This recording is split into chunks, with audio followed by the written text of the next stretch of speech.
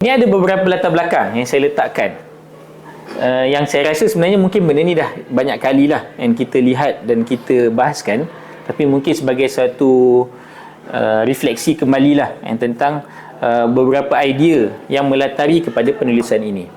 Okay, latar belakang yang pertama, apakah yang kita faham tentang makna penjajahan? Apa implikasinya? Ini satu noktah yang penting. Dan sebab kalau kita baca dalam sejarah negara kita, kita mempunyai satu tempoh penjajahan yang panjang. Ada yang sebutkan berapa ratus tahun? 400 tahun lebih kurang lah. Dan kalau kata bermula daripada 1511 dan sampai kepada 1957.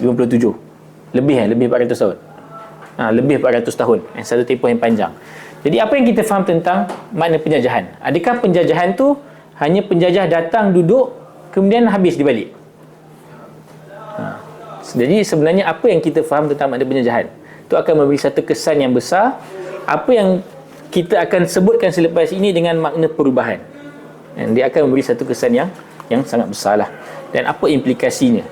Adakah nenek moyang kita akan menerima penjajahan? Adakah nenek moyang kita hanya sekadar duduk dan bila penjajah datang, dan kalaulah kita biasa pergi ke muzium hari ini contohnya, jadi pergi ke muzium, kita gambar bila lihat penjajah ni, dia seolah daripada mereka ni lah datang pembangunan.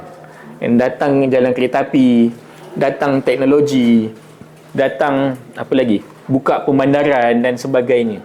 Dan tetapi adakah nenek moyang kita, kalaulah barat ataupun kalaulah British dan juga penjajah itu datang sekadar untuk membangunkan kita, dan kenapa nenek moyang kita dulu bersungguh-sungguh melawan? Apa yang dulu nenek moyang kita faham tentang ancaman penjajahan itu sendiri?